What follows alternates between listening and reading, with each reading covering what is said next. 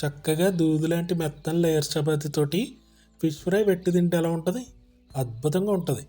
అదే ఈరోజు మంది క్యాన్డ్ ఫిష్ ఫ్రై. టోనా అనమాట ఇది.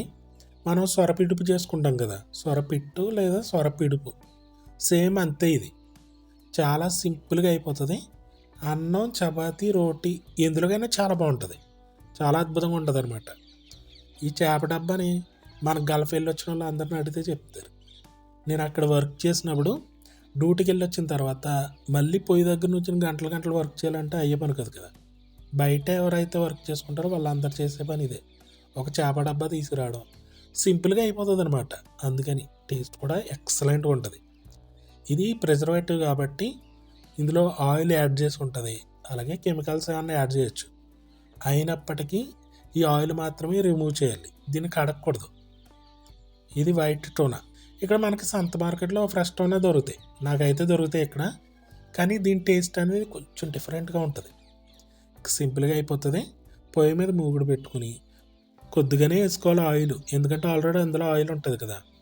ఆయిల్ హీట్ ఎక్కిన తర్వాత ఒక ఉల్లిపాయ, ఎందుకంటే క్యాన్ చిన్నది కాబట్టి ఉల్లిపాయలు లైట్ బ్రౌన్ కలర్ వచ్చేదాకా ఫ్రై చేసుకోవాలి. చాలా సింపుల్గా అయిపోతుంది తెలుసా. ఇప్పుడు ఇందులోకి ఒక చిన్న టమాటో చిన్న చిన్న ముక్కలు కోసుకుని వేసుకుని బాగా మగ్గిపోవాలి. తర్వాత అల్లం వెల్లుల్లి పేస్ట్ చక్కగా దంచుకుంటే టేస్ట్ అనేది ఇంకా బాగుంటుంది.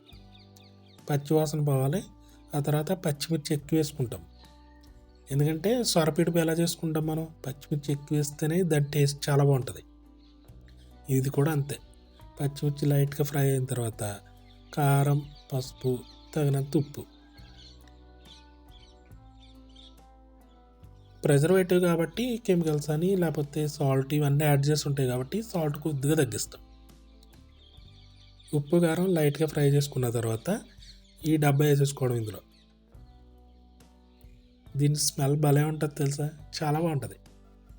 అంటే మనం సొరపిడుపు చేసినప్పుడు ఉడకబెడితే చాలా కొంచెం ఇబ్బందికరమైన స్మెల్ ఉంటుంది. ఇది అలా కాదు, చాలా బాగుంటుంది. కానీ సొరపిట్టు చేసిన తర్వాత అద్భుతంగా ఉంటుంది.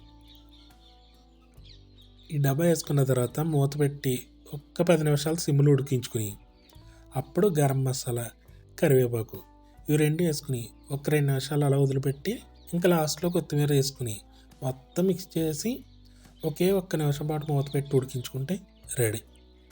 ఎంత సింపుల్గా అయిపోయింది చూసారా.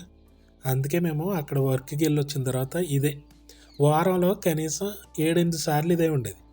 అక్కడ కబోజ్ అని దొరుకుతుంది, అంటే రోటీ. అందులోనే మళ్ళీ 3 రకాలు ఉంటాయి. వాటితో అయితే అత్యద్భుతంగా ఉంటుంది అన్నమాట ఇది.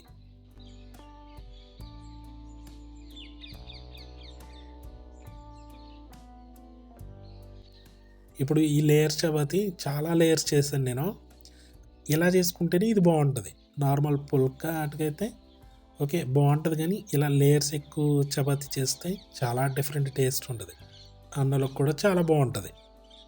ఓకే, అలా మీకు ఫ్రెష్ టోనా దొరుకుతుంది కదా, ఉడికించి ట్రై చేయొచ్చు. ఇలా కుదిరితే తప్పకుండా ట్రై చేయండి. ఇంకా మన ఛానల్ విజిట్ చేయండి, బోల్డ్ అని వీడియోస్ ఉంటాయి. కొత్త కొత్త వీడియోలు చేసుకుందాము. సబ్స్క్రైబ్ చేసి బెల్ బటన్ నొక్కేయండి నోటిఫికేషన్ కోసం. లైక్ చేయండి, షేర్ కూడా చేయండి.